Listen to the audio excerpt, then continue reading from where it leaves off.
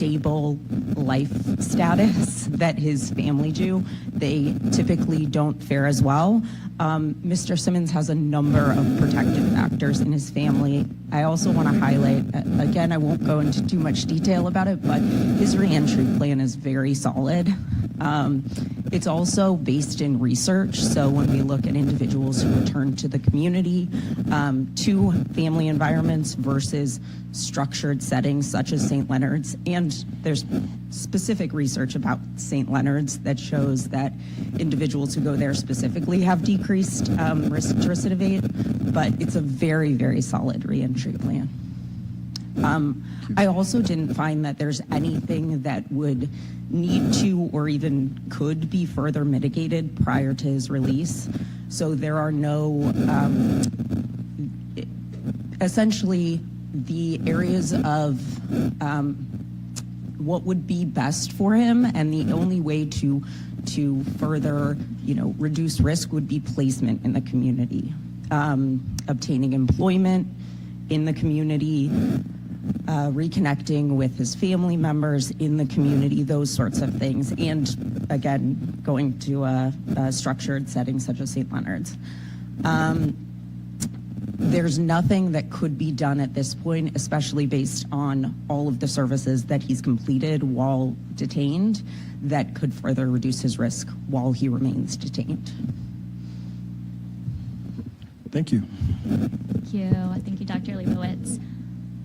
I would now like to turn to Marshall. Good morning, Marshall. Can you hear me? Yes, good morning, David. Okay. I wanted to turn to you to share something with the board. Yes. Good morning to the members of the board. I'm grateful for the opportunity to come before you today. To the Tourette family, I'm deeply sorry for my actions that caused Stephen's death, and for the heartache that my actions brought to your family. Stephen and your family did not deserve this, and my actions are something that I will never be proud of. There's been times when I think about how Stephen's life could have been different had I made better choices that night. I am responsible for Stephen's death. I regret my actions, and I'm deeply remorseful for the future that I took away. I made a horrible decision. My 15-year-old man the harm and consequences to breathe. I did not consider the worst thing that could happen. I now realize that my choices hurt not only Stephen, but also his family, and how to navigate my community. This is not the person that I decided to be. And if I could go back and do things differently, I would.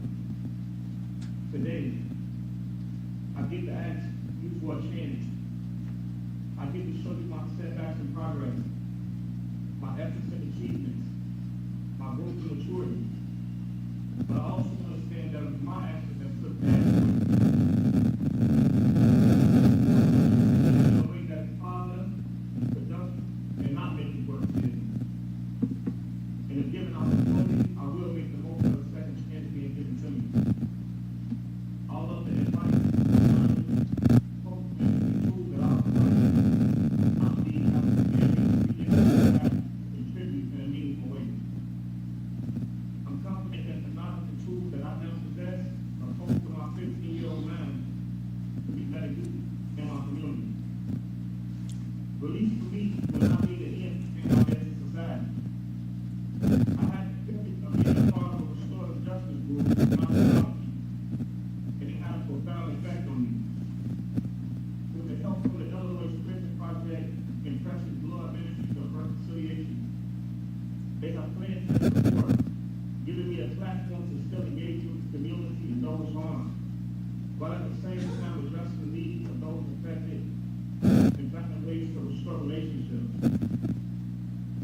I understand there will be new challenges and experiences that will require me to keep learning and growing, and I'm confident that I am prepared. Today I ask that you do not see me as a 15-year-old child that committed this horrible offense, but as a man who has learned what to transform. I have made some mistakes on my incarceration. However, state contributed to my early enrollment. There have been many trials and tribulations, but even when my future was uncertain, I was always motivated to continue growing and take advantage of every rehabilitative and vocational opportunity that was available to me. I completed my job assignments and always gave respect to security staff and supervisors. I will carry that same drive, ambition, and character with me back into society. I will be diligent in sticking to my reentry plan by utilizing all of my resources and support. Finding employment while also going to trucking school to obtain my commercial driver's license. The ultimate goal for me is to start a box trucking company with my father. Today, if you give me the opportunity, I will not let myself down. I will not let everyone down who has supported and believed in my potential. And I will not let this board down. Thank you for listening. Thank you, Marshall. Thank you. The last thing I want to add, like he said, Marshall entered prison when he was a 15-year-old boy. And Can you speak into the microphone a little bit further? So sorry. Thank you. It's okay. He said, Marshall entered prison when he was a 15-year-old boy, and today he comes before this board as a 36-year-old adult. He has served a significant sentence, and he has spent more years of his life in prison than in the free world. And as you've heard today, Marshall has the reentry support. He is at a low risk, and he is ready to come home and return to his community today. A grant of parole will allow Marshall to have 4 additional years of his life with family and building a career and community for himself on the outside. Right now, it is far more productive to Marshall and to our community to have him home, and our community will benefit by having him in it. Thank you. Thank you for that testimony. Do any board members have any questions or comments for Ms. Raves or Mr. Simmons? Mr. Bowen? I do, yes, thank you.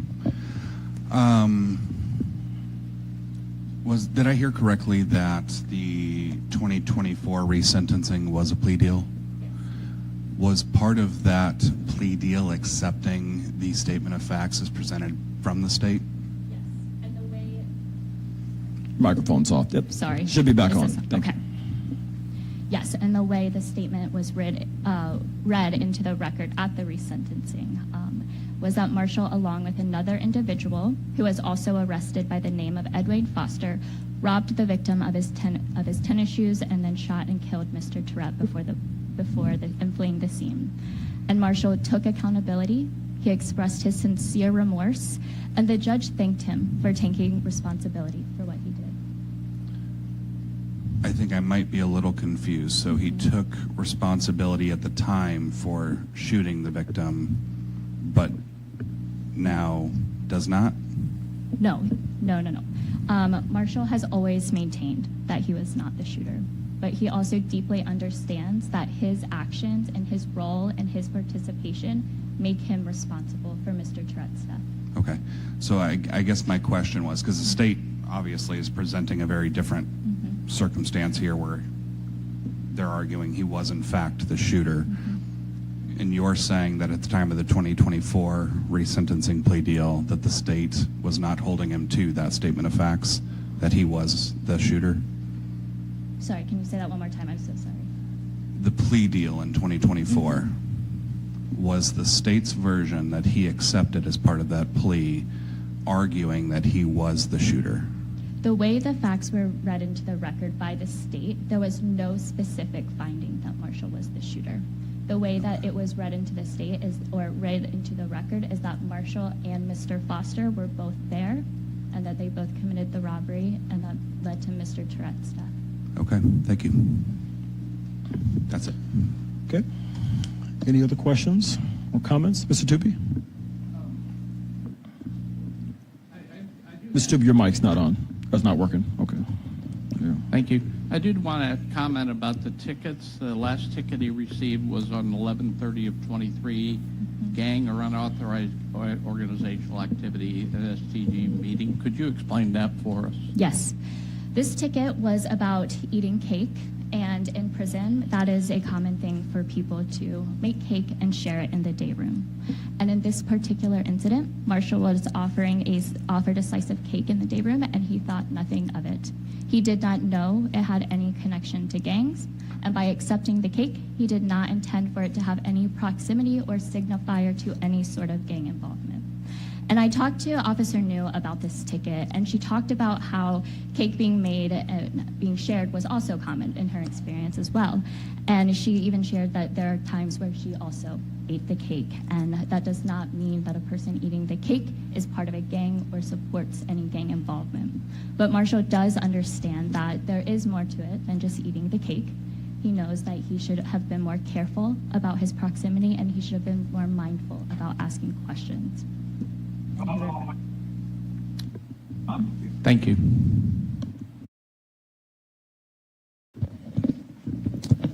Any other questions or comments from the board?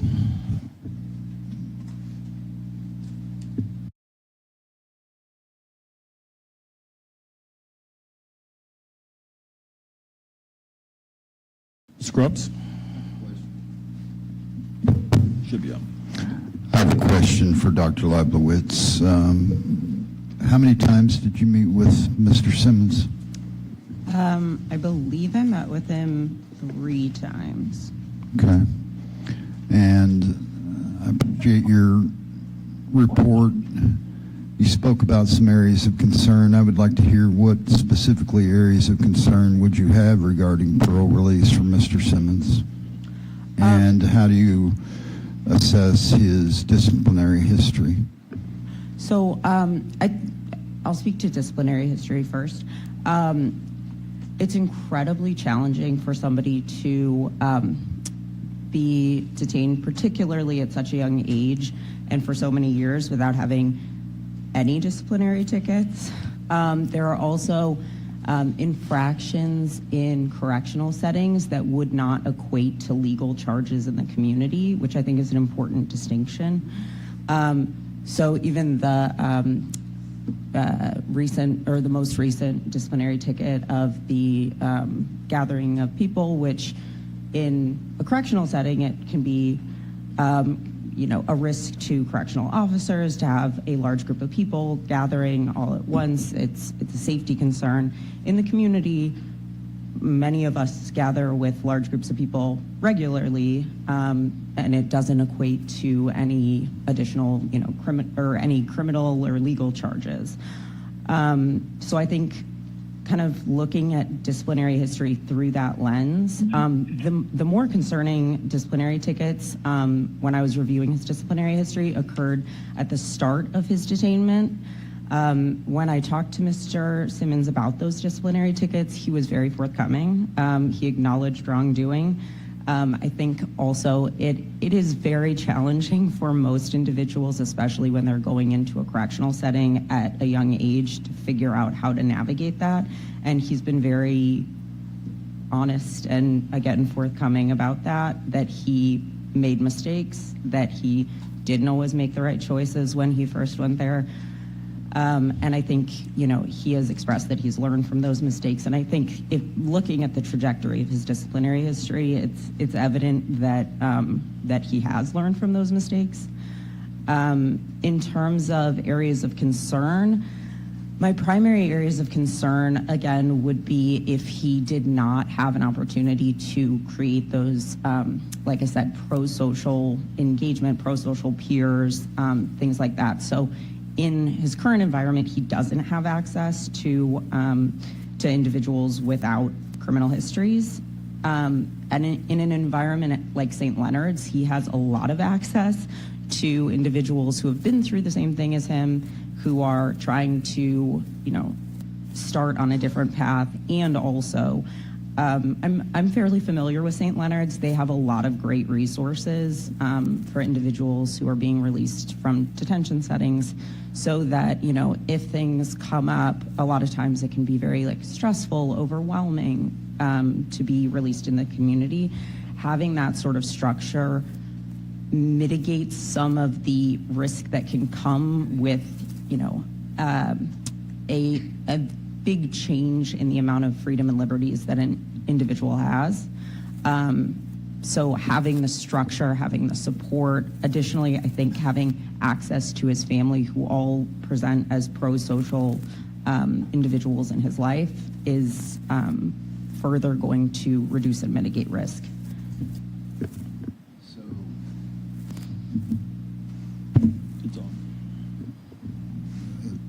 So as I understand your testimony, basically his environment is your only concern. There were no other areas of concern? No, there aren't. Thank you. Any other questions? Mr. Tupy?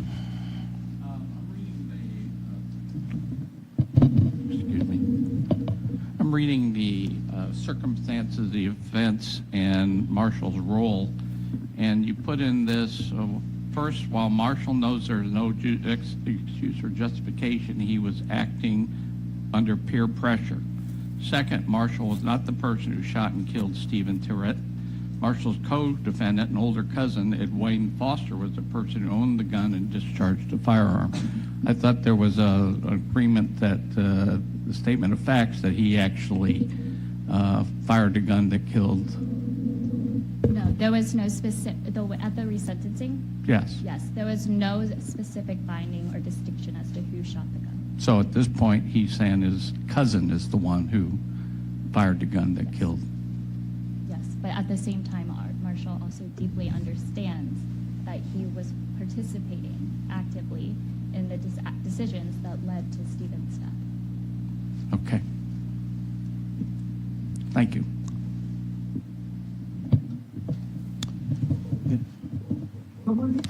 Scruggs? So, Ms. Raves, you have read and digested the resentencing transcript. Is that accurate? Yes. What was specifically, what did the judge consider regarding that resentencing? Give me. And I didn't see that as a part of the petition. Did you submit the resentencing transcript as a part of the petition? I did not know. I am looking at it now. After reading the mitigation as well as hearing from the attorney and the state said that she was able to talk to the Tourette family as well, and they were fully aware of what was happening that day, and that included the 25-year sentence with the understanding and expectation that Marshall would be eligible for youthful parole after serving 20 years.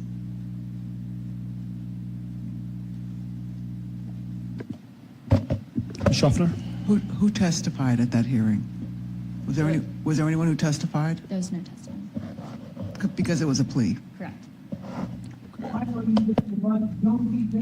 Any other questions, comments from the board? Seeing none, at this time we'll go to opposition in Cook County. Ms. Kwan?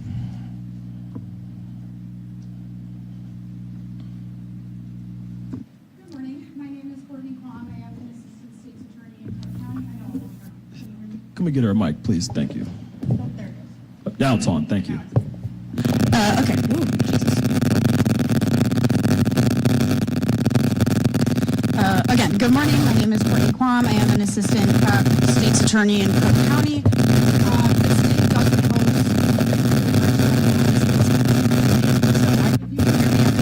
Can we swap it out? Everyone said,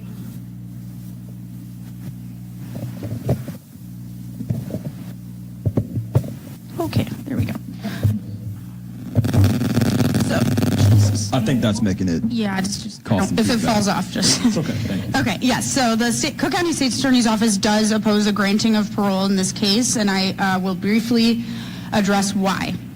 Mr. Simmons does not demonstrate acceptance and full insight into the murder that he committed, as was discussed among Mr. Tupy and Mr. Boland. The statement of facts is that Mr. Simmons was the shooter who shot and killed Stephen Tourette. That is the official statement of facts. He is the defendant in the case fact sheet within our file that shot and killed Stephen Tourette. This was not a conviction of first-degree murder based on accountability.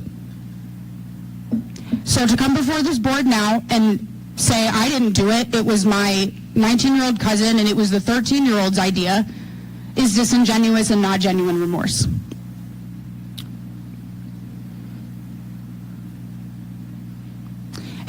Mr. Simmons' own immaturity, lack of forward thinking, and his pressure from peers and his age provide context for these crimes, they are merely mitigating circumstances, which were addressed, considered, and acknowledged by the trial court when he was resentenced to 25 years incarceration.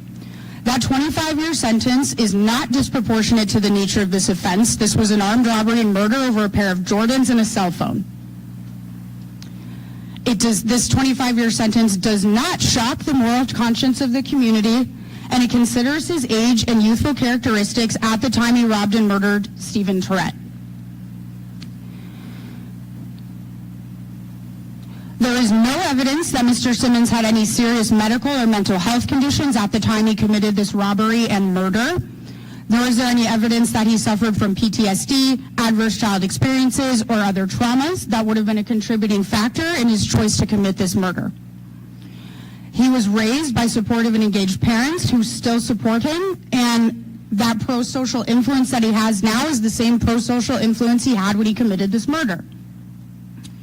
And finally, the trial court acknowledging that he is eligible for parole does not mean that the trial court believes he should be granted parole. It's just an acknowledgement that he will be eligible for parole. That's it. It doesn't mean that the judge thinks he should be given parole.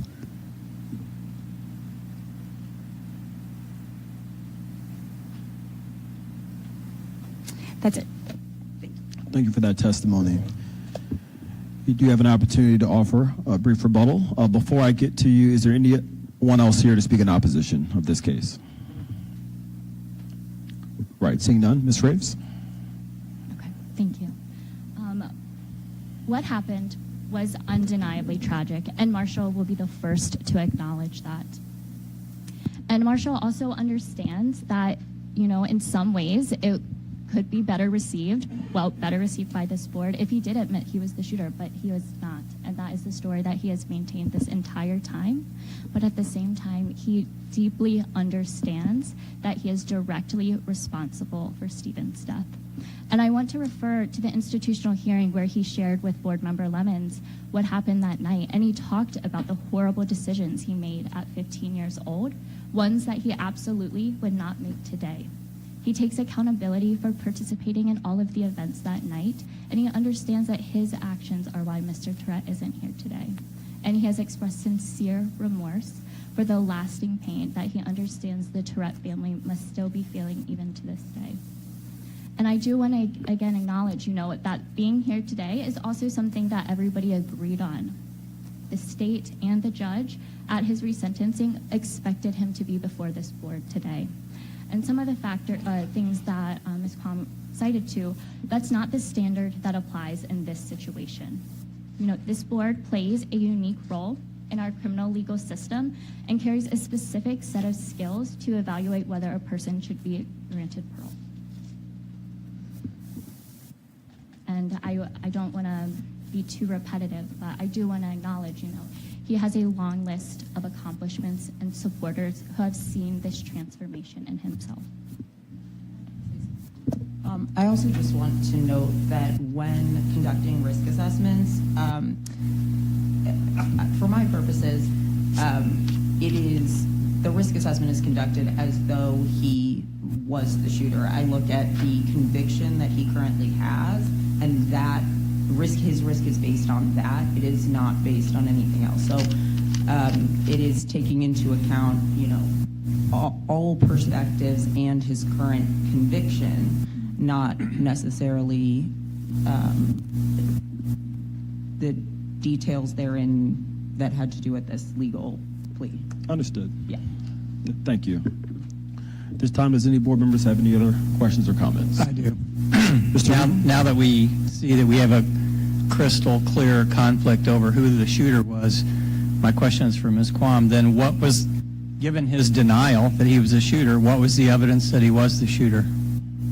We can pull it, if the next person.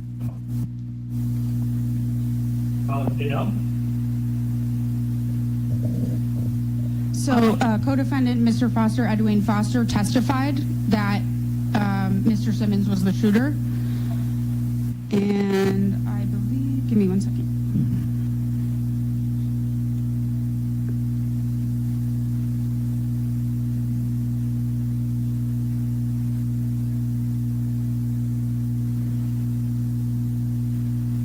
Yes, so there was Edwin Foster's testimony, who was at the scene involved in the crime, and his testimony was found to be credible by the trial court because he was convicted. There was also testimony from other individuals with regards to the possession of the cell phone that was taken from Mr. Tourette. All of this is in the statement of facts that I provided in my letter.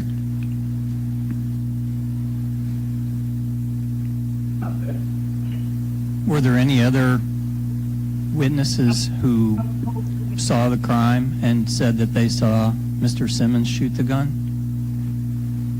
Or was it only Mr. Foster? Well, I'd like to say, parole hearing is not an appropriate venue to litigate the case, and I think that that's what's starting to occur as we're debating how many witnesses there were. This was the evidence that was presented to the court. This was what was presented at trial, and Mr. Simmons was duly convicted. These are the facts. The official statement of facts, regardless of what was read into the record during the plea deal, are what he pled guilty to as well. So that's what I have to say regarding that. And the facts that I provided in my letter, and all of my letters come from the state's official statement of facts. It comes from the appellate orders, any post-conviction orders, and that's where I get my facts from. And I don't think it's appropriate to relitigate the case. And if we are relitigating the case and debating the evidence, then that indicates that he's not taking actual responsibility. And someone who doesn't take genuine responsibility for their actions, especially a murder like this over a cell phone and shoes, should not be granted early release, especially when his sentence is extraordinarily reasonable and takes into all the considerations that are required by the court and the considerations that this board is required to consider in the statute. Thank you. My next question is for Ms. Rafe. So what specifically has changed since 2024 that the judge wasn't aware of? There is an abundance. Something Marshall, I talked about earlier, his pattern of, this ongoing desire to grow. I'm so sorry, guys. He's continued to grow and achieve personal, professional, and educational goals. I have specific examples, if that is sort of what you're looking for. Yes. Okay. So when it comes to education, he took a class through Knox College, that's a restorative justice. Through Lakeland College, he did a career tech program. Through Henry George Academy, he took 3 different political economy courses as well as business courses. On the vocational side, he completed the hydraulic excavator program, and that's through Caterpillar. For programming, he did some courses through Reentry Essentials, and those were Reentry Tools for Success, Managing Anger and Conflict, Rebuilding Your Life, Successful Transition, Goal Setting, as well as hundreds of Adovo courses. When it comes to on the reentry side, IDOC's Office of Adult Education and Vocational Services did a checklist and went through with him all of the things that to gear him up for for release. And then with support, there has been an abundance of letters of support that the judge did not see, and that included a lot from correctional staff. The risk assessment from Dr. Leibowitz has been done since his resentencing, and he has also been accepted to St. Leonard's, as well as the pledge support from the other reentry organizations that are in the petition.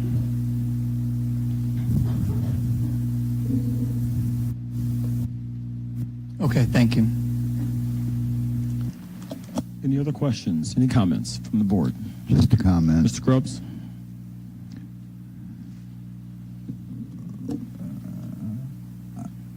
I would just like to acknowledge the support that Mr. Simmons has, and regardless of whether this board releases him today, he's coming home soon, and there's no doubt in my mind that he's going to be successful because of all of you. So thank you.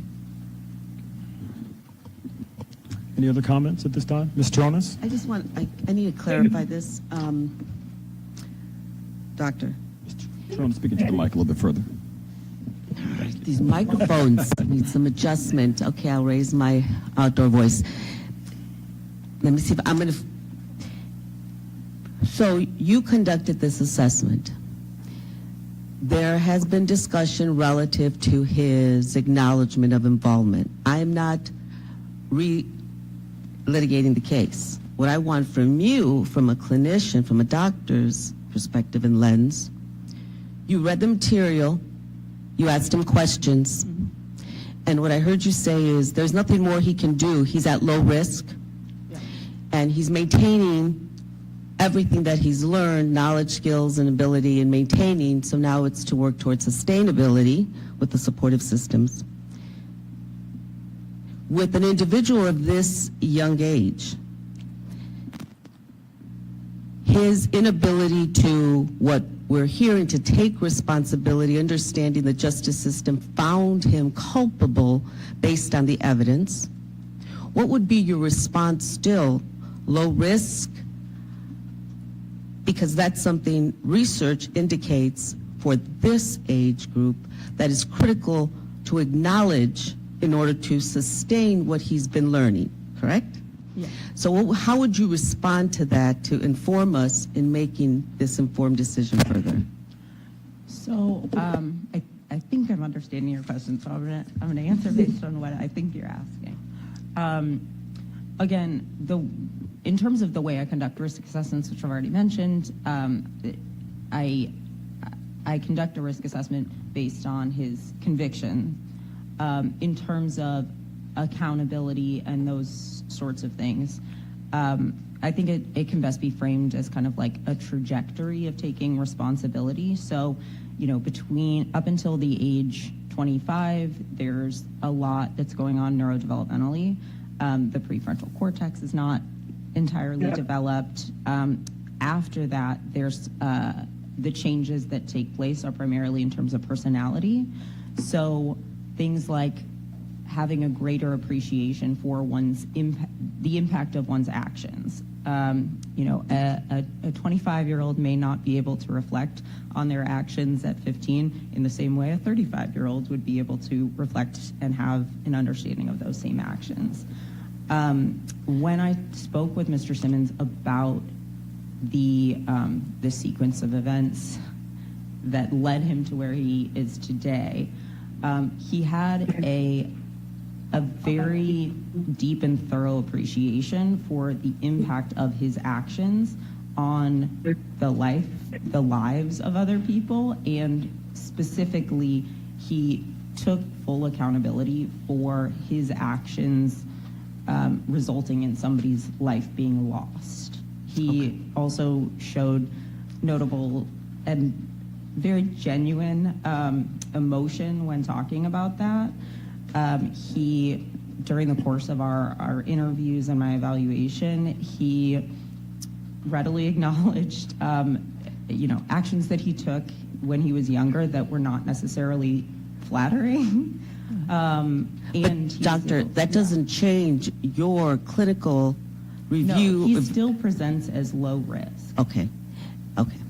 That's what I wanted to clarify, and also, so that's good. Thank you. Yeah. I didn't want, because we're aware of the brain and how it functions, and I didn't want you to go through that procedure for us, but process rather. So thank you very much. And I'll just make an addition too, in his offender overview, it did state at the bottom of his overview from IDOC that he is now minimum security and is better suited for placement at a minimum security facility or other options like an ATC, Adult Transition Center, or a Kiwani Life Skills Reentry Center if not released. So it did share that at the bottom. I just wanted to highlight that for the record. Any other comments? Questions from the board? Seeing none, before we get to a motion, I just want to thank everyone for your testimony and for your engagement with this case today. Ms. Lemons, you have a motion?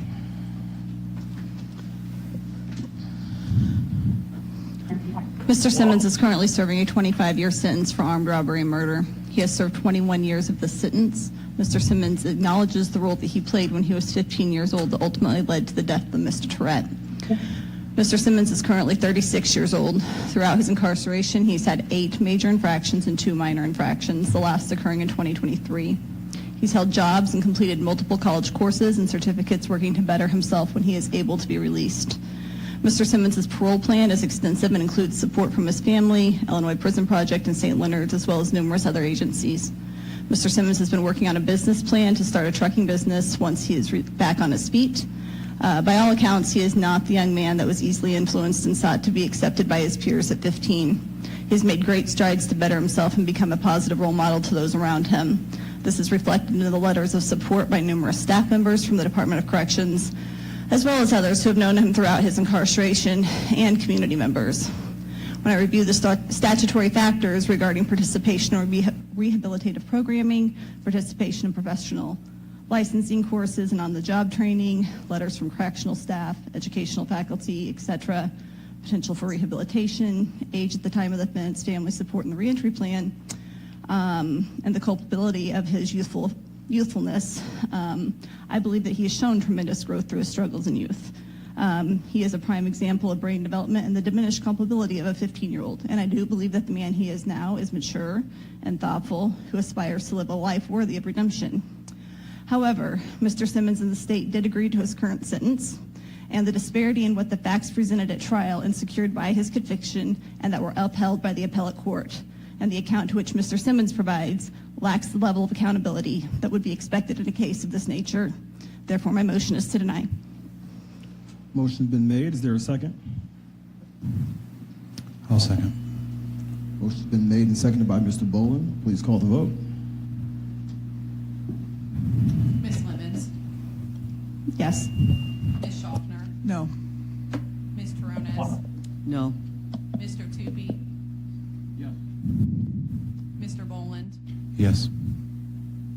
Mr. Grubbs,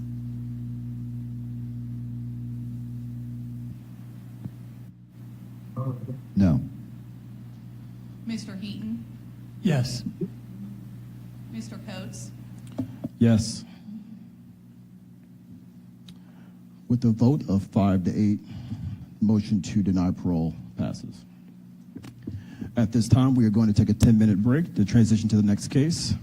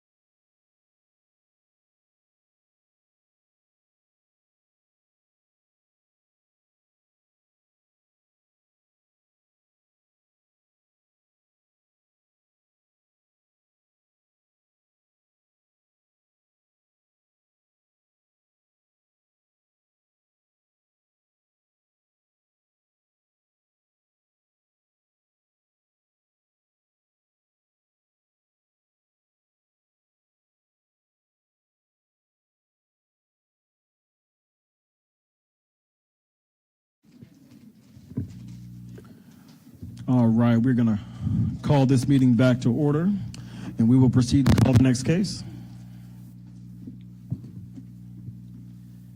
The next case of Rudy Bell, presented by Ms. Tarones. Ms. Tarones, you have the floor when you're ready. Yes, we're going to get him on.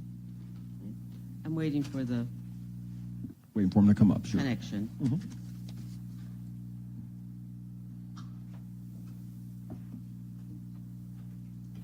Calling 1 second. For my notes. Excuse me, Mr. Bell is waiting to use the restroom over here. They're trying to call. I can identify. That's fine, thank you. We'll wait. And can you guys please turn your screen on? Thank you.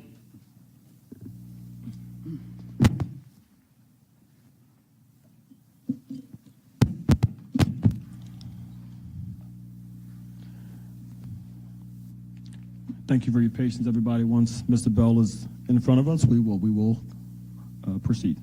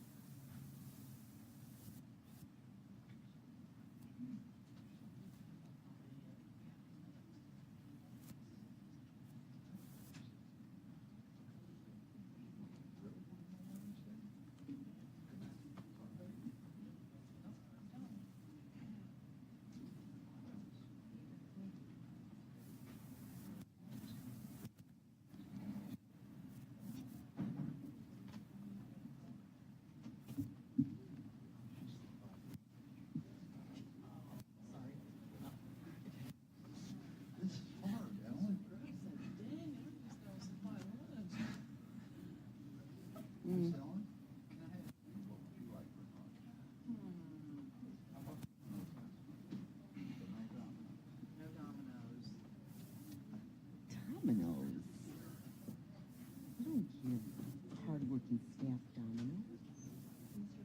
I asked what they wanted, that's what they wanted, that's what I wanted. I would have given you straight stuff. You're so good.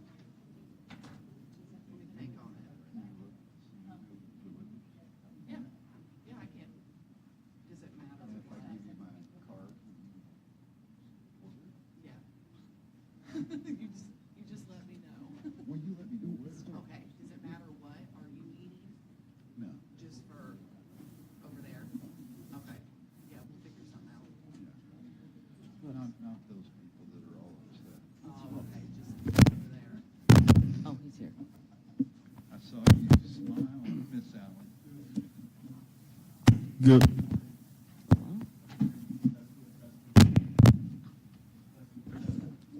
Hi, testing. Testing, I'm good.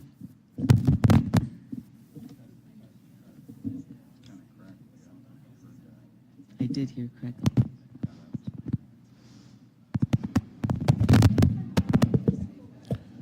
I know. Testing, testing. All right.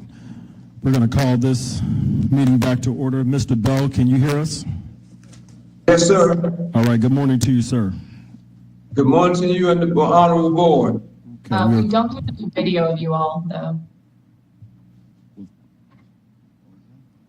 I missed that. What was that?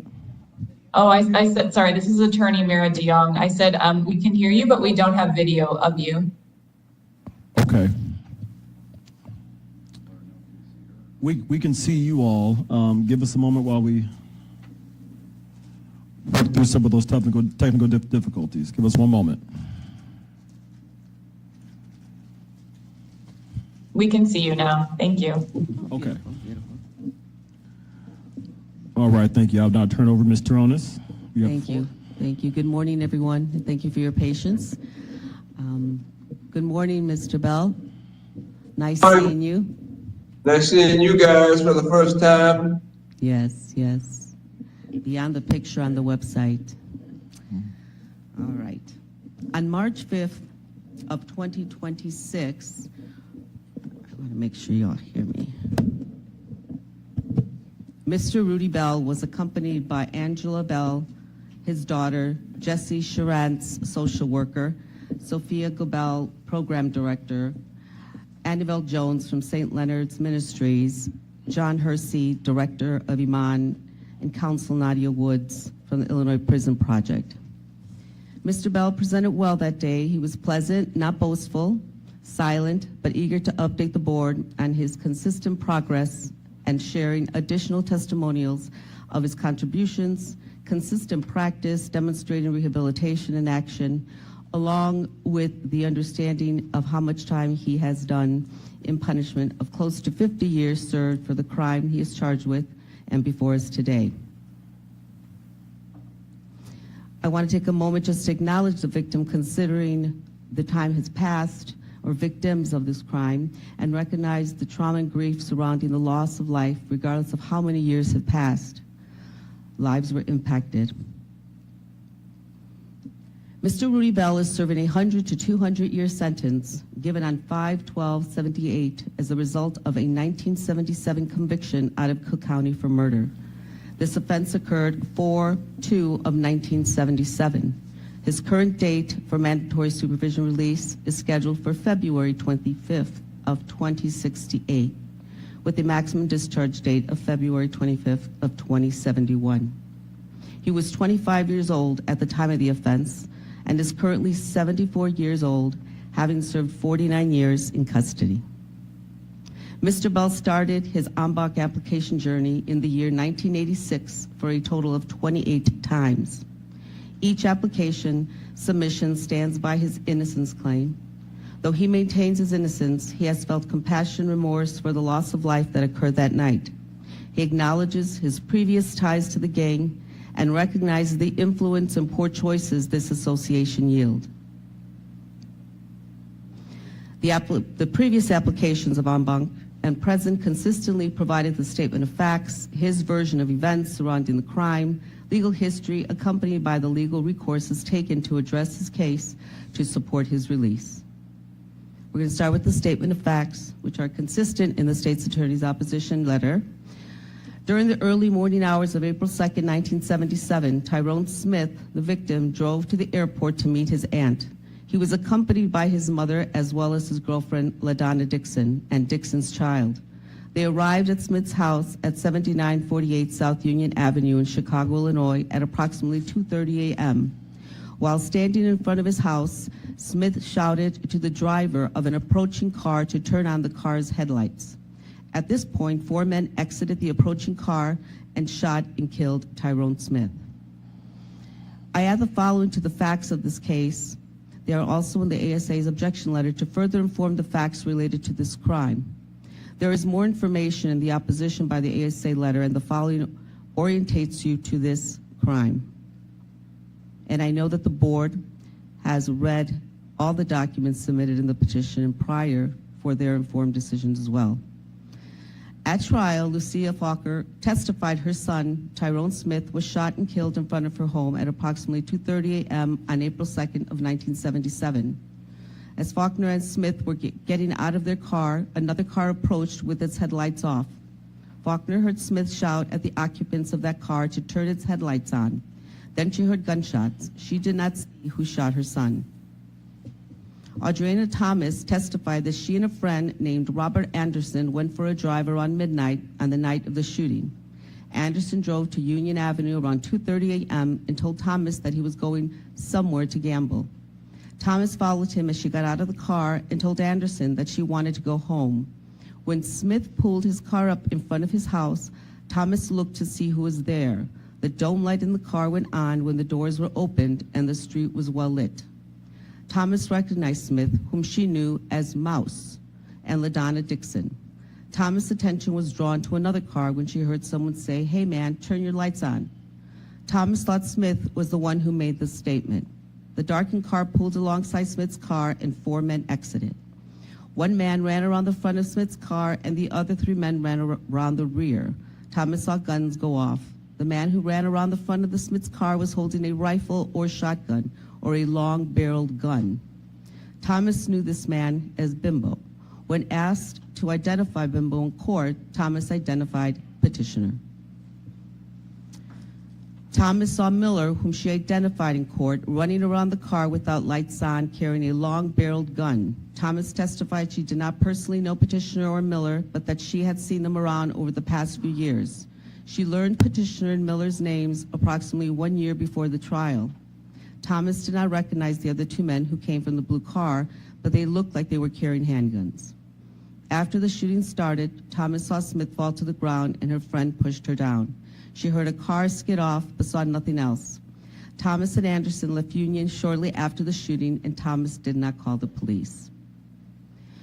So a subsequent aggravator to this murder, the crime Mr. Bell was convicted on, there was an attempt on the life of the eyewitness, Miss Adriana Thomas. Instead, her sister was murdered, and the police classified her murder as a mistaken identity, being the victim, Rowana James, as the witness, as her sister of the witness. Other members of the gang that petitioner was associated with were charged and convicted of her murder, and not petitioner. So the petitioner's version, as I started out earlier, is that he claims innocence, and he has maintained this position for all his en banc petitions. The criminal history. This is a condensed version. You all have read it in the file of all his charges and what he was charged with. So I'm going to provide a paragraph quantitatively of the number, but I also have it documented if you care to see it, to refresh your memory. Mr. Rudy Bell has a lengthy criminal history, including over 30 prior arrests under numerous aliases in the 8 years leading up to the Holding murder conviction. These include 5 previous arrests for murder or attempted murder for which he was found either not guilty or charges were dismissed, not prosecuted. Other arrests include 4 for intimidation, 8 for battery or aggravated battery, 5 for robbery or armed robbery, 6 for unlawful use of a weapon, and others for attempted burglary, criminal damage, criminal trespass, disorderly conduct, and possession of cannabis. This Holding murder charge is the first conviction where he received prison time. Sorry.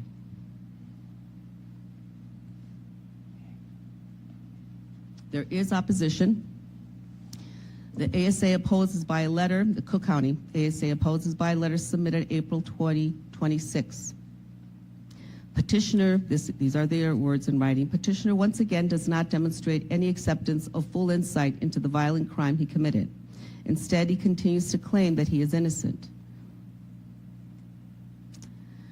In addition, I want to make sure they also documented that they asked the board to also consider all prior letters and petitions protesting parole for petitioner, as well as any and all prior recorded statements of protest by our office or any other interested party, including but not limited to the victim's family and any surviving victims, considering the case, the length of the case.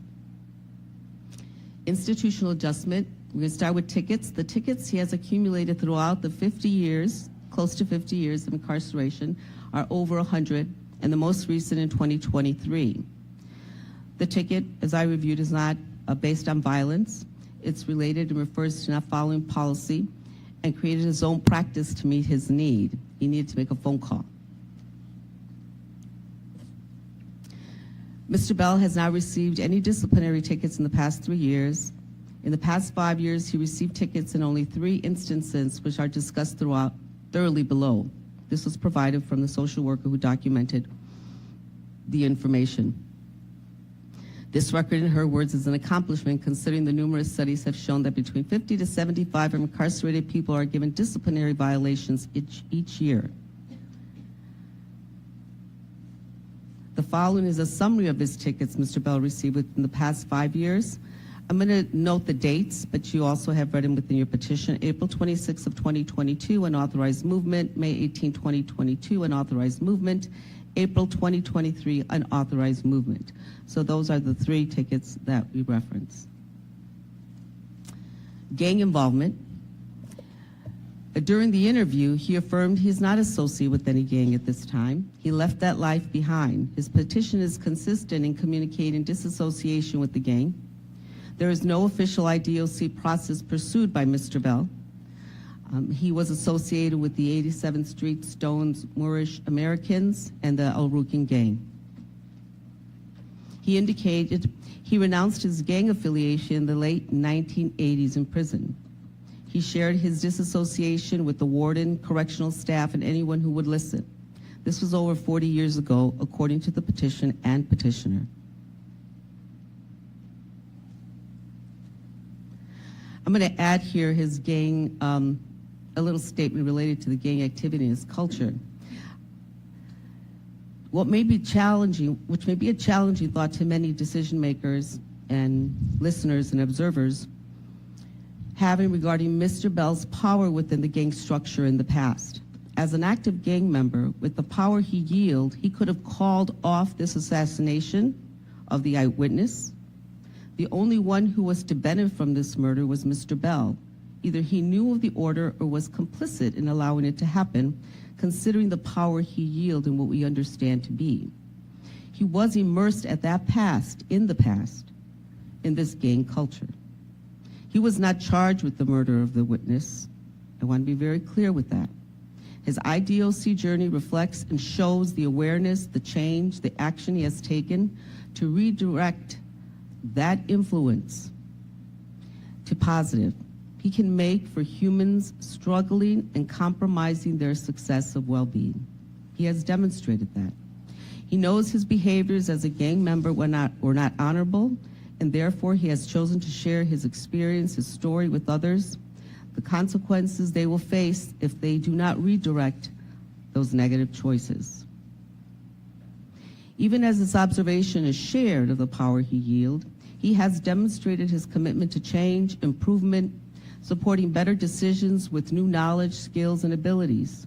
He demonstrated he has redirected intentions, is embracing new values to encourage and influence others, that a gang mindset is not necessary, not needed to be successful, but an informed and human-centered mindset supported by love. Programming. From securing his GED, he intentionally and consistently immersed himself what IDOC has made available to access and has not turned back from consuming knowledge to skills to put it into practice, that knowledge and skills towards supporting his rehabilitation. Mr. Bell's participation in the Legacy Program in 2023 and more recently EDOVO courses in 2026 has given him a space to reflect on his past actions outside of the parole process. Also note, he was on the honor quarters while at Stateville. He has held employment, and employment is limited based on his sentence, as we know, and we are informed as IDOC assigns opportunities based on sentence. Also, confirmation of his programming and employment and involvement he has had have been submitted in the application for your review and supported by certificates and attendance by IDOC, and they're lengthy, so I'm not going to speak to that right now. I'm sure you reviewed him. Litigation, there is no present litigation at this point. He has not filed any post-conviction litigation in this case since approximately 1996 per the petition submitted.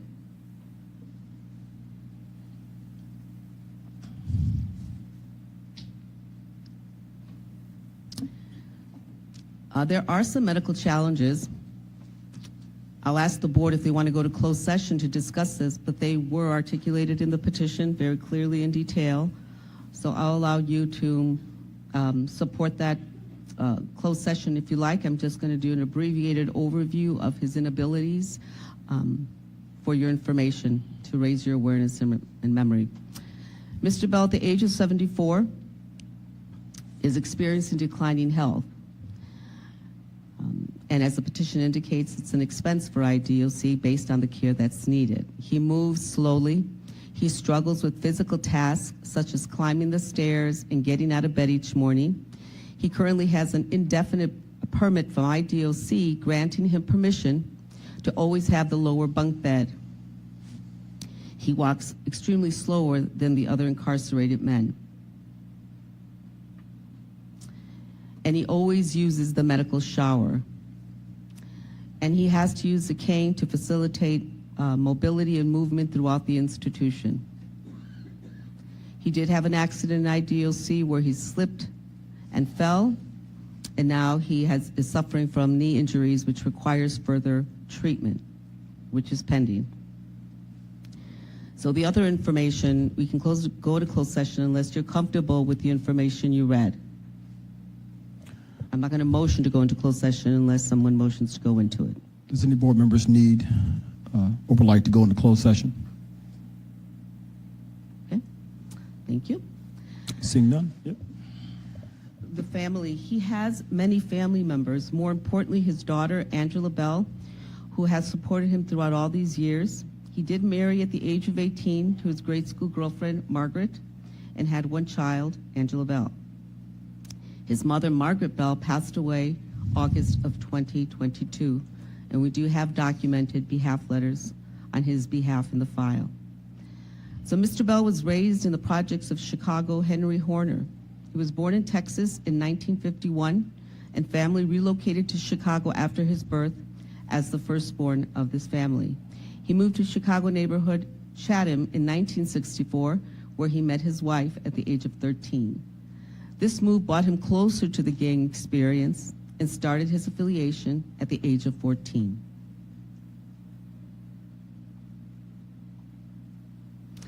So there are many letters on behalf that support Mr. Bell, and I'm going to focus on the witnesses that came to the interview because I believe their testimony was significant and demonstrative of the journey that Mr. Bell has been on. So he presents with many individuals providing testimonials of the value he brings and will prospectively give to many others. During the interview, the testimonials from his daughter and 2 returning citizens he accompanied to think differently, to find themselves and think for themselves was powerful and attests to how he is taking the negative culture of gang leader to a culture of encouraging, directing, returning citizens to personal sovereignty. His daughter, Angela Bell, Is Angela here? Oh, there you are. Nice to see you again. Who grew up with a father behind bars, first and foremost, addressed the sorrow to the victims of this crime, and at no time did she minimize the loss, understanding the innocence position of her father that her father maintains. She was not dismissing any harm of the past, and she has carried that pain. She is not here to argue the facts. She is here to share with the public her love for her father and how that will support safety for her community and attention to her father's needs. She respects the criminal justice process and knows her father has done his job during the majority of the years incarcerated to be restored as a useful citizen. IDOC has redirected his behavior. She indicates he is practicing values to promote well-being for everyone. She presented as an amazing daughter, citizen, honoring the victims, understanding her father's past, and his embracing of gang culture in the past. Acknowledging her father as a changed man and consistently demonstrating the changes through improving his choices. The second witness was Mr. John Hersey. He is the manager director of housing at Iman for the past 6 years, and previously incarcerated with Mr. Bell. He attributes his personal journey to Mr. Bell of channeling his skills, knowledge, and time for the good of humanity by accompanying other returning citizens behind bars and in the free world. He describes Mr. Bell as a man who has seen many things, a lot of experiences, and desires to do better and is doing better. Mr. Hersey is a better man in this world because of Mr. Bell. He holds on to the important role as assistant director of Iman's agency, demonstrating that he has been a good listener and taken his new learnings to higher levels. The agency that accompanies many of our returning citizens is Iman, and they do a tremendous job. Mr. Bell took Mr. Hersey out of the dark and into the light, and for that mentoring, Mr. Hersey will be forever grateful, he states. He indicates that all of us in this room would welcome someone like Mr. Hersey to speak of them in this graceful manner of how his life was impacted. He is committed to support Mr. Bell as needed, knowing the value Mr. Bell can bring to others to make informed and better choices. The third witness, Anthony Jones, Annabelle, is director of the housing program with St. Leonard's Ministries. This was an emotional moment for Mr. Jones. He has written a letter of support previous, but it was a privilege for him to be in person to continue to advocate on his behalf.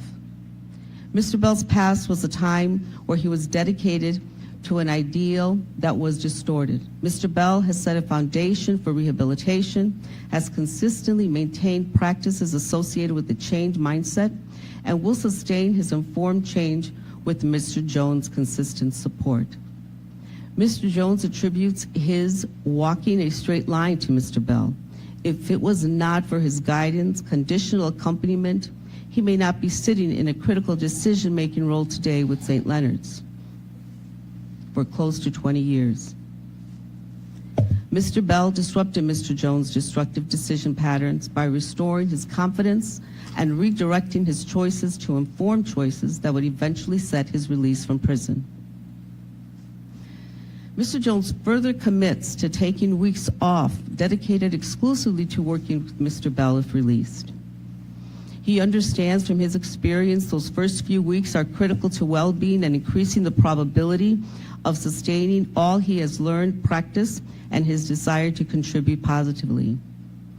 Mr. Jones emotionally expresses gratitude for his opportunity to express his appreciation of Mr. Bell. And he continues to share those memories of talks that keep others also walking that line. Mr. Jones shared some information I'm eager to share, and also is written.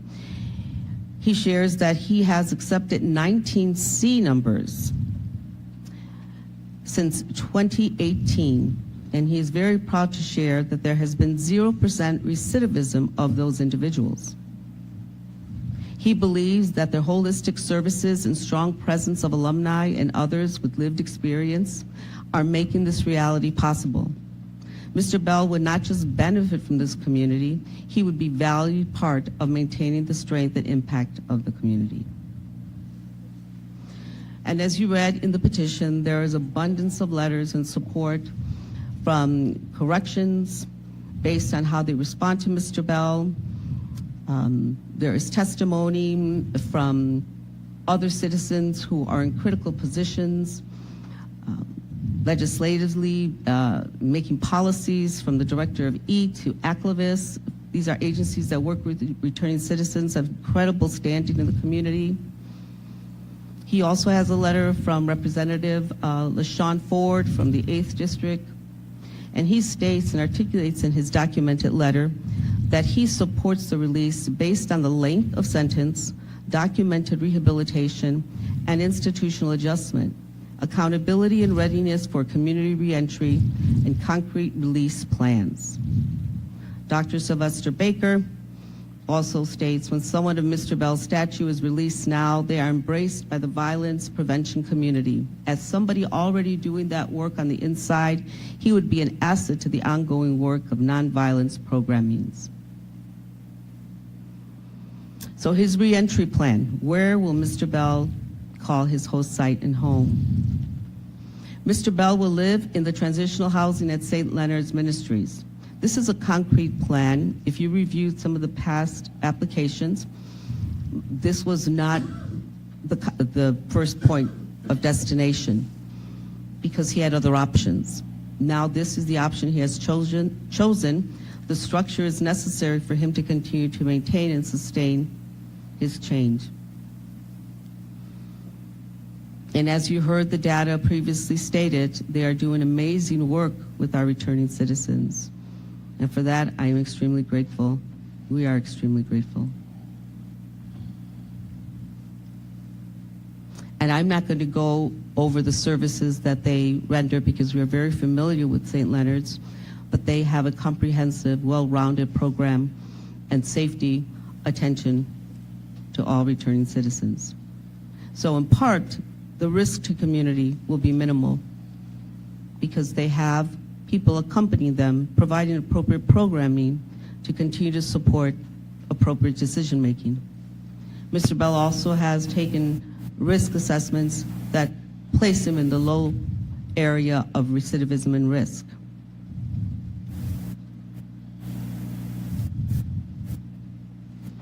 So I'm going to stop there. Do my colleagues have any questions? Okay. Thank you for that presentation. Any board members have any questions for Ms. Tronas in regards to her presentation? Before we start with the Okay. witnesses. All right, seeing none, we will need to have you sworn in, and then Ms. Woods, you can have the floor. Mr. Bell, I'll have you raise your right hand as well. And if you guys could please stand up for me. Do you solemnly swear or affirm that the testimony you will give in this hearing will be the truth, the whole truth, and nothing but the truth, so help you God? Thank you.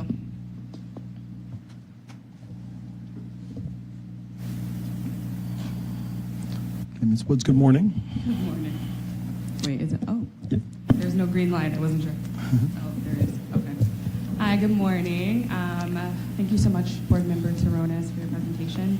I just have one quick question and wondering whether you could confirm the existence of victim opposition for Mr. Bell's current filing.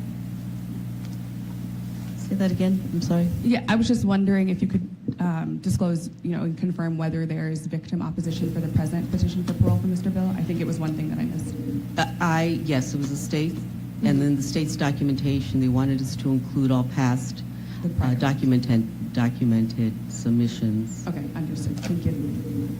Thank you so much for clarifying that. It is a privilege to be here today on behalf of Mr. Bell. I do have just a few comments or clarifications based on Board Member Terrones' presentation. But before I turn to those, I want to really quickly make note of Mr. Bell's supporters that are here in the room. In addition to myself and Mr. Young, Mr. Anthony Jones, who Board Member Terrones named during her presentation, is present here today and prepared to swear in if the board has any questions about his reentry plan that he named during his institutional. And there are also dozens of people here today that have taken off work and made the drive to Springfield in order to show their support for Mr. Bell. I know you can't see them, Mr. Bell, so I'll run through the names, categories really quickly. And I would ask folks to stand if they're here for Mr. Bell. And these are folks coming from a lot of different categories of support. Mr. Bell's family is here, of course. He has reentry supporters from St. Leonard's and from Eman. He has multiple men who have shown up for Mr. Bell in their personal capacity as mentees and peers, but also in their professional capacity as representatives of their violence prevention organizations, as you see in their letters of support. There are also multiple C numbers here who have been granted parole, who are familiar with Mr. Bell through their time being incarcerated, some of whom also went through St. Leonard's programming and are now serving as positive role models and working to promote peace in their communities. And there are also other numerous community organization members that are here for Mr. Bell as well. Thank you so much. You guys can remain seated or sit back down. Thank you. I have now spent 4 years getting to know Mr. Bell, and during that time, I've come to recognize him as a soft-spoken but insightful and wildly intelligent man. He naturally has a calm and optimistic energy, and I just want to flag, I know you mentioned this already, but that Mr. Bell has been in front of this board nearly 30 times, and today is his very first time being able to go through this process alongside us and with the chance to be present and speak directly to you all. And he is understandably both nervous and grateful for that, but he will be speaking himself in a moment. Very, very quickly, the only things that I would like to provide further context on that Board Member Torres spoke on. As far as Mr. Bell's gang involvement, I think you all know from the petition that he was very young. He was 14 years old, and he concedes that he genuinely felt at that time that the best way to protect his community and provide for his family was to be involved. But I wanted to clarify that he was invited into a position of leadership and was known as a general, as you see in his file. But I just want to clarify that, during the trial for that victim intimidation case, Mr. Bell was already incarcerated. In the state's letter of opposition, they do name that order came down from the leader of the gang, who was multiple steps in the hierarchy above Mr. Bell, and he did not have the ability to call off that order. But when he found out about that order, that was, the first step in him moving towards renouncing from that gang. The men who did commit that murder took accountability for it. They pled guilty, and one of which is currently still in prison now. So I just wanted to very clearly clarify that. And I also would like to add on to the commentary around Mr. Bell's health, because I know that at the time of our institutional early March, Mr. Bell had not yet gotten that diagnosis. I had a chance to speak with the nurses at Hill Correctional Center, and it clarified for me that in mid-March was when Mr. Bell underwent blood work and a biopsy that provided that diagnosis that you all see in his petition. It is inherently high risk because of his age, but if he were living in the free world, he already would have had a chance to get a CT scan the same day, but as a result of him being incarcerated, it has now been 6 weeks since he got that diagnosis, and he has still yet to have gotten scans that confirm the extent of the spread, and he has still not been able to receive treatment for that diagnosis. I just wanted to name that because I know it touches on two of the factors that you are considering today. And the only other piece that I would like to touch on very quickly is just I want to point out the commentary on Mr. Bell's criminal history. I know that it is, characterized as being very extensive. And I just want to note, I'm sure you already recognize this, but I do want to note that the extensive criminal history is a result of arrests by CPD officers. They are not a result of convictions. He is innocent until proven guilty in those situations where he was arrested or found not guilty. I just want to differentiate between, his current conviction and this being the first time that he's been in IDOC custody. Mr. Bell, if you're ready, and if you can hear me, I would love to turn to you now to ask you a few questions. Can you hear me, Rudy? Yes. Perfect. Okay. I want to ask you first. It's okay. No worries. I want to ask you first, I know that you've got 60 letters of support that we submitted with your petition. You've got dozens of people here for you today, even though you can't see them. And I know that this process has been one of the first times that you've been able to directly, hear this feedback from folks because, you can't speak to them directly. Can you share how it feels to hear from them, your mentees and your community about your positive impact that you've had? First, I'd like to say hello to the Honorable Parole Board, and I know they have a hard job to do, and I thank them for giving me an opportunity to talk to them all at one time. I would like to say that it's humbling. It's been a humbling experience. I was just being a good person and being myself. I didn't realize that I had this impact on other people. I didn't realize that they had gone on to take those lessons and teach them to others. And I'm just surprised at the people that I see behind you in my support. I thank everybody, and I want everybody to know that it's been a long time, and I've had plenty of time to think about my actions of years ago, and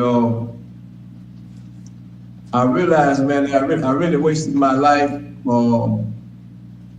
my family's life, and also the life of the victim. I am terribly sorry for that incident. Thank you so much, Rudy. I appreciate you for sharing that, and I'm glad that you had a chance to directly address all of your supporters. As I said a minute ago, this is your first time being able to speak directly to the board, the entire board. So I just want to give you a chance, to say if there's anything specific that you want to share with them today, and make sure that they can hear from you. Well, I'd like to say how much I've grown. I was young and naive when I was recruited into the gangs, but now I realize how much hurt I was causing. Once I got to prison, reality hit me, and I knew I had to change my way of thinking and lifestyle. I became a man of faith and started to find encouragement in helping others. I promoted peace and helped other guys see how they could solve conflict without violence.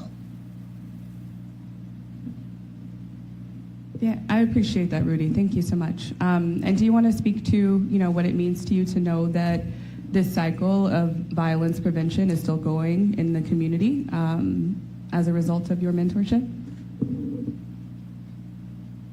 Would you repeat that for me again, please? Yeah, of course. I just said, do you want to share anything about, what it means to know that this cycle of violence prevention is still ongoing in the community as a result of your mentorship to, all of these men? I really want to come out there and help them. I mean, they need every man they can get. It's terrible out there. I see it in the news all day long, and if I can help, I'm willing to jump in with both feet and try and save some souls.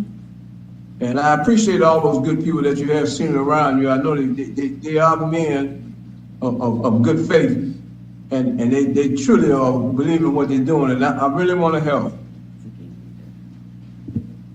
Thank you so much, Brady. I'll stop there right now with questions for you. Pause for any board questions. Sure. Ms. Woods, did you wish to have Mr. Jones Yes. say something? Yeah. Go ahead and do so now, sir. Mr. Young. No, you're fine. Yeah, so Mr. Young, did you want to take a moment to introduce yourself to the board? Good afternoon. My name is Samuel Young, Jr. I was born and raised on the south side of Chicago. Was raised by a mother and a father, working mother, working father. I have 4 brothers. All 5 of us was Cook County Sheriff. So I'm the oldest, and all my brothers follow behind me. 4 out of the 5 was high-ranking officers. Two of my brothers was the first to graduate out of Cook County Sheriff Academy together. I'm a member of Trinity United Church on 95th under leadership of Reverend Otis Moss. I started my career in the Cook County Sheriff Office in 1978, and I started as a correctional officer, and I rose from correctional officer to retired as a superintendent. I also held, in my 48 years of law enforcement, I held a total of 7 ranking positions. And now I have an organization called Positive Move to give back to the community, and I've been a community active since I was 17 years old. So I was involved with almost every alderman that I grew up around. I was involved with. Even right up to this day, I'm still active in the community, in the city, in the south suburbs. In the south suburb, I was instrumental with 11 mayors getting elected, and I worked for 6 different mayors in joining towns in their law enforcement capacity. So I have a compassion for law enforcement, and I have a compassion for wanting to give back to the community. As I go through my career and do speaking engagement with these young guys like Rudy will be very helpful because he have a story to tell, and that's something these young guys need to listen to because they don't have no mentors out there. The men in our community need to step up and stop these young guys from what they're doing. That's why I got back involved. I could sit at home. I got 2 nice, healthy pensions. I could sit at home and just do my own thing, but it's important that we go back into these communities to guide these young guys in the right direction. When I was in the Cook County Jail, when I first became a sergeant, I had all the young guys. And I was like their father, and it was amazing how I'd get them up every morning, tell them you're going to school. When you get out of school, you're going to help clean up these tiers. You're going to clean up. I had them working, cleaning in the hallway. So that all they needed is some attention, even right now in our community. 1 second to ask you all of the things that you shared about your career as the Cook County Sheriff. Can you share about specifically your time working in gang intelligence and specifically about your expertise there and how that connects to your work now? And please share how Mr. Bell would fit into that too. Okay. Thank you. Okay. With my gang intel, well, I was a sergeant, then I was promoted to administrative assistant to the superintendent. So I oversee the gang intel inside of Cook County Jail, which still exists today. We was very instrumental through our intel getting a lot of murders solved with the Chicago Police Department and with other different agencies. So that unit is still going on real strong. In Mr. Bell's instance, what he did when he was 25, and he'd be 75 this year, the whole Chicago street gang, there's no gangs in Chicago no more. They blocks. You could be a GD, a Stone, a Vice Lord, a Four Corner Hustler, a BD. They all run together and fight different blocks. So somebody at his age, that what he could have did 50 years, 40-some years ago, it do not exist now in our community. If he came out on these streets and tried to tell these young guys, because they don't even want to listen to us in law enforcement, these young guys don't even listen to their parents. They do not have no respect. So the best thing he could do is just, if they on this side of the street, he stay on that side of the street. If they come over here, he go over there. And can you talk about how your work in gang intelligence ties to the work that you do today and what Rudy's role would be at your organization? I was able to get entrenched with the gang intelligence to learn the culture of all the different gangs and learn the structure and learn how they operate.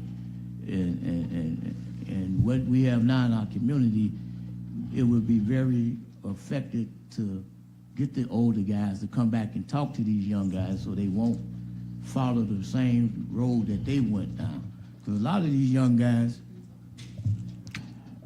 And sir, I don't mean to be insensitive, but I think the impact that you're having in the community, I think that's well understood. I think it's also well understood of what role Mr. Bell would have in your organization if he was released. So I think that's I don't want you to have to be redundant. I think we fully understand what his role would be. Thank you.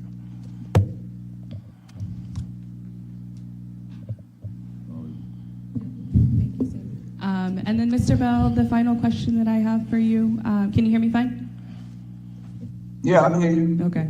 I know that we had talked in the past weeks during our visits about, you really wanting to speak on your, the different facets of rehabilitation that you've worked on. Could you speak about that just briefly before I wrap up?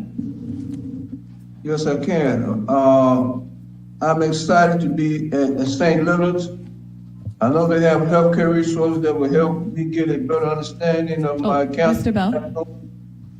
Mr. Bell, sorry. I was asking if you could speak on the rehabilitation you've done.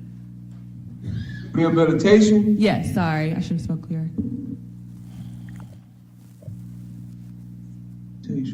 Well, I'm hoping that I can get the help from St. Leonard's to I didn't understand the question. I've been helping guys here also stay out of trouble, stay focused, get away from the drugs, just trying to keep guys out of trouble. That's basically what I've been doing as far as that goes. And I've been getting certificates along the way also. And my religion. I stay stuck in my religion. That's what keeps me focused. Thanks so much, Mr. Bell. I appreciate you for speaking on that really quickly. I will reserve the rest of my time for rebuttal because I know the state's attorney needs an opportunity to speak about their petition. Okay. Thank you for that testimony. Do any board members have any questions for Ms. Woods or Mr. Bell? Mr. Boland? Yeah, I did have one. It's kind of a follow-up from the last time that we had spoken, 2023, but then also I think Ms. Charonis shared that there hasn't been any post-conviction since 96. Did I hear that correctly? Yes, that's right.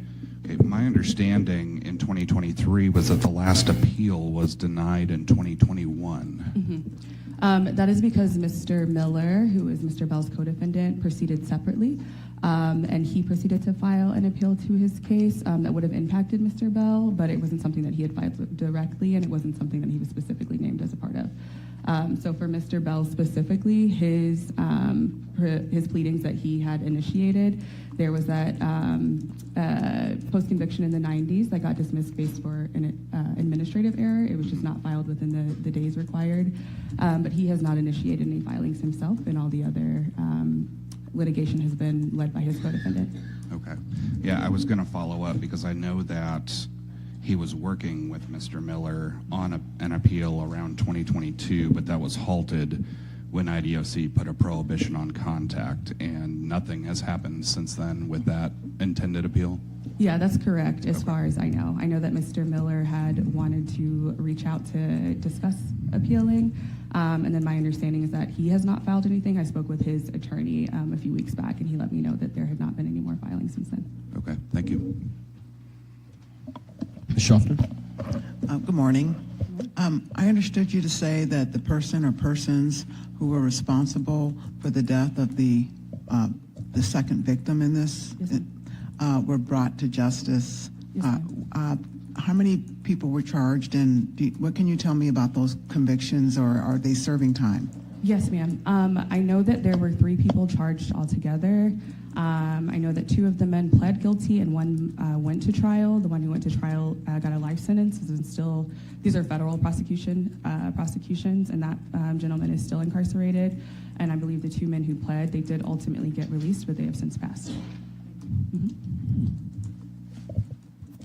Mr. Grubbs? Hold it down.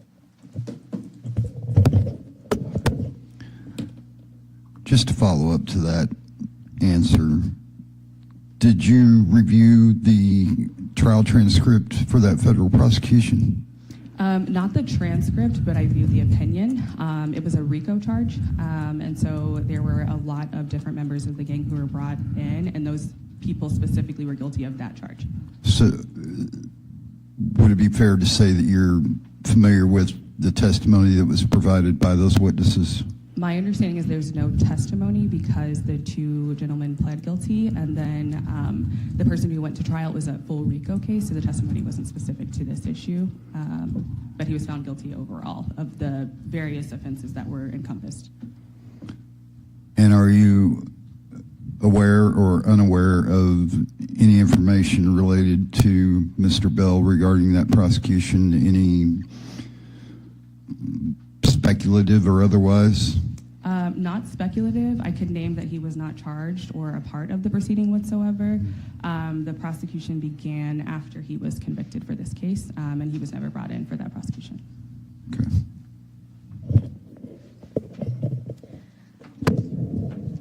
And can you just further confirm that his co-defendant was released around 7 years ago, correct? Yes, ma'am. He was Mr. Miller. released in 2019, and there is no difference in the statement of facts of that case. Mr. Miller also maintained his innocence, and that is the basis of the ongoing litigation that he had filed after his release. Okay. All right. Are we ready for the state? Do you have any more questions? Any further questions from the board? Any comments at this time? Okay, we will now go to Cook County in opposition. Yes. Good morning again. My name is Courtney Palm. I'm the assistant state's attorney in Cook County. Cook County State's Attorney's Office does oppose parole. Again, Mr. Bell does not demonstrate any acceptance or full insight into the violent crime he committed. He continues to claim he is innocent and does not take any responsibility for this crime. And it's our position that that is still causing harm when he refuses to take responsibility for this murder. There is current victim objection that the board would have received. So, that's our position. The evidence at trial established that Mr. Bell and Orville Miller drove up to Tyrone Smith, who was outside his home, exited the car, and shot him multiple times, killing him in front of his family. And again, Mr. Bell has steadfastly refused to take responsibility for this. And he should not be granted parole when he does not take accountability or responsibility. Which also leads to, there's a concern with his goal and his desire to mentor young people because he does not take responsibility for his own crime. And so that's a concern. And also given the his general status, that was still a position of power within the gang, and the fact that there's been no formal renunciation of the gang is also a concern, given that higher level positioning that he had in the gang. Also, based on what I received from the PRB, this is the same petition and support letter that was submitted back in 2022 and 2023. There, as far as I saw, there was nothing new submitted. The support letters are from 2022, 2019. There was no new petition that I received.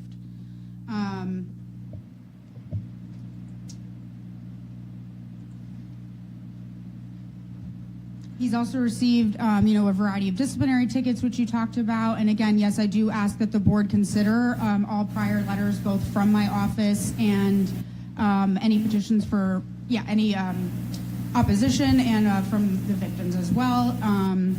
And then I also request that the next parole hearing be continued for 3 years pursuant to 730 ILCS 5/3-5F.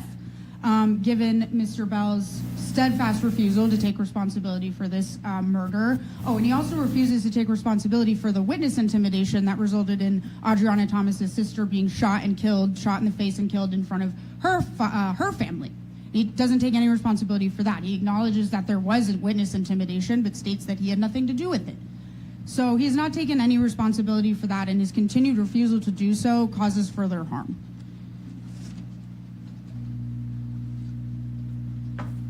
Okay, that's it. Thank you. Thank you for that testimony. May I have a chance to Ms. Woods, you may offer a rebuttal.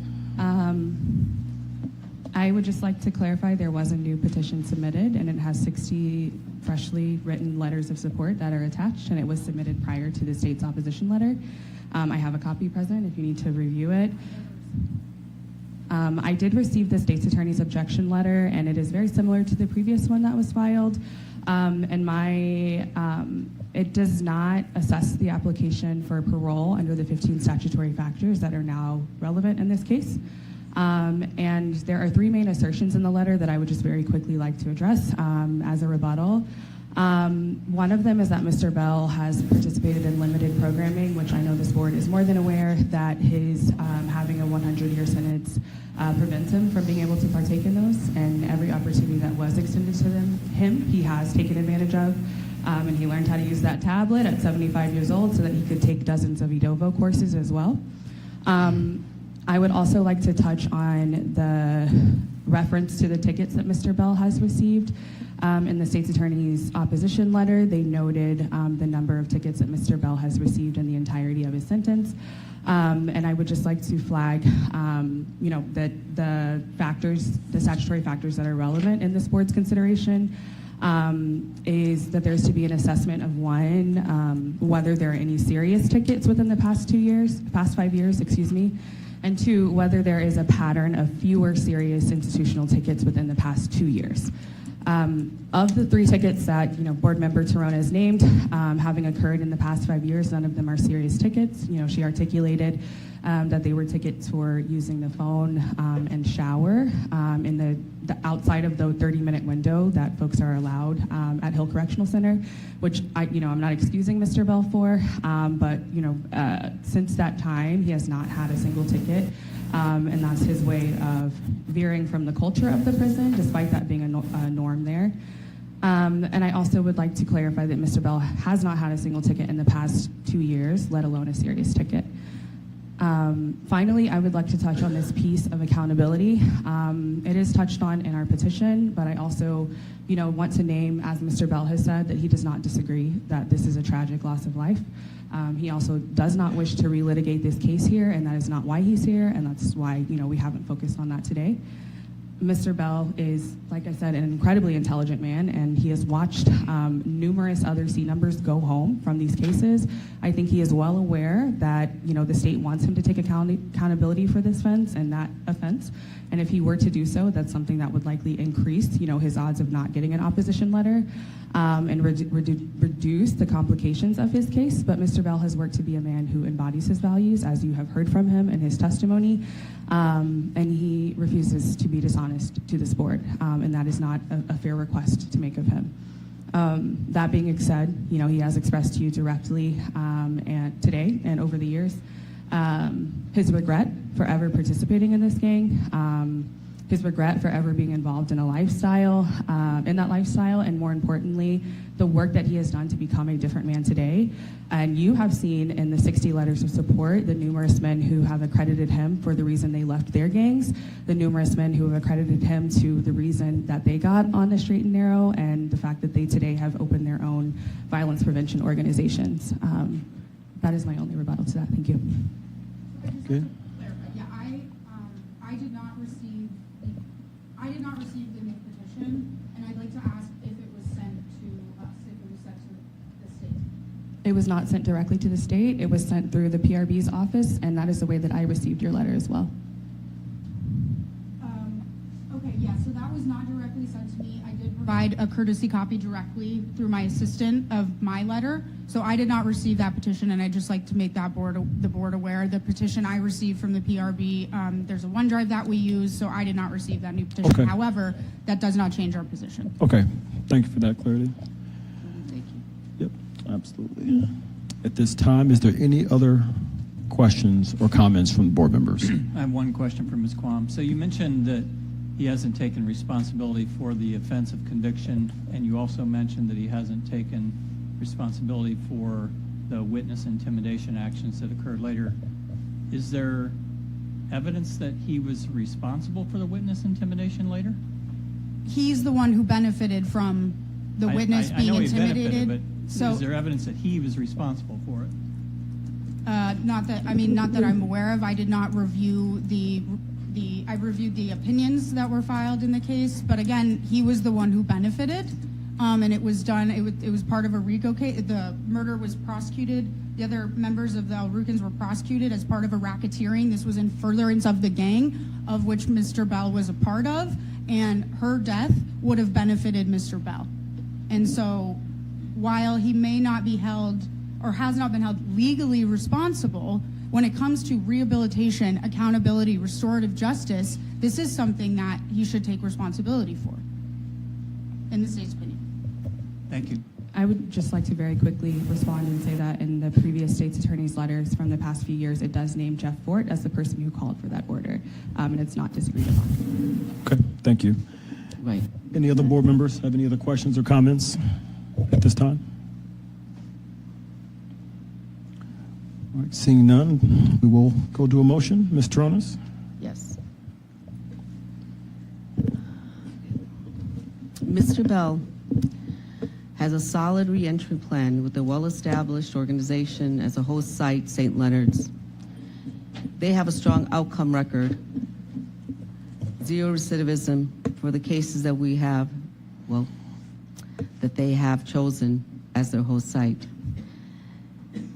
His assessments completed by IDOC reflect a low risk.